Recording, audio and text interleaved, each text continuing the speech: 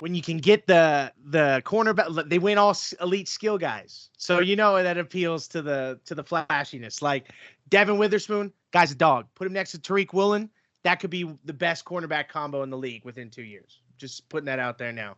The fact that you go out and get an elite slot target like Jaxon Smith-Njigba, a guy that we've seen put up insane games in college. The fact that he won't have to deal with being a number one wide receiver when you already have a Tyler Lockett who can kind of tutor him and in similar size comparisons. And you have a number one target like DK Metcalf that's going to pull the pressure off.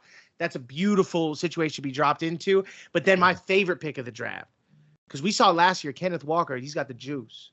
He's a big play guy. But I don't know if he's big enough to where you want him taking 20 carries a game in the NFL. When you go out and get a 3-down back like Zach Charbonnet, who I legitimately think could be the best running back in this draft class. I think he could. He has that type of skill. That 1-2 punch, they really went out there and they got Geno all the weapons. They're ready on offense. The defense is young. It's spunky. It's coming. Seattle's a sneaky team if this draft class works out for them next year. And, yeah, go ahead. No, go ahead, bro. No. I hope I'm not stealing your thunder here because I thought you might. I know there's 2 Michigan guys I was going to bring up.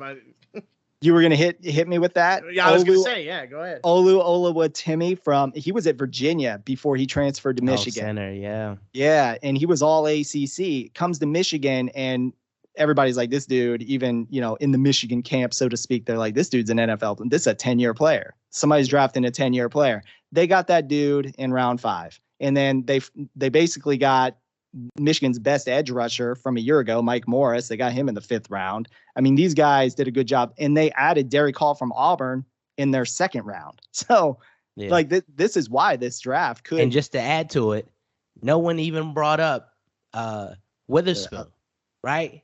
At 5. Yeah. You did? I said that they could have the best cornerback tandem in the NFL within 2 years. Yeah, him and Woolen. I mean, that was honestly, when they first made that pick, I was like, okay, cool. You got a corner opposite Woolen, but I was like, why? But then as things started to unfold, I'm like, okay, I'm digging this. Yeah. And remember, they brought back Bobby Wagner to have that in the linebacker room for a young Derick Hall, who they took in the 2nd round. That's really good. That's really, really good. A lot of good. One more wild pick in the 7th round. They picked up a lot of people's sleeper running back in fantasy, Kenny Mcintosh. So Thank you. That was huge. That was great, time. Bro. He shouldn't even been available then. That's fair. I agree with that, CJ, 100%. I mean, the man had 1,400 yards from scrimmage last year at Georgia in the SEC, can catch the ball out the backfield. I mean, honestly, I'm surprised they weren't talking about Kenny Mcintosh like they was talking about James Cook the year prior.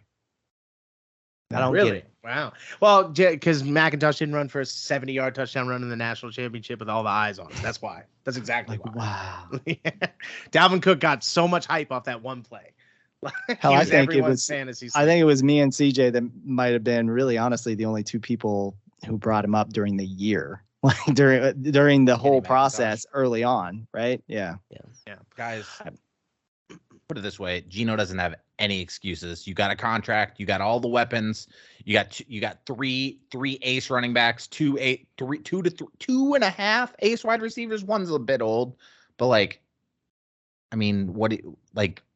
the ideal situation for a journeyman quarterback, or a veteran quarterback, is in Seattle right now. I would put $20 on him to win the Super Bowl today.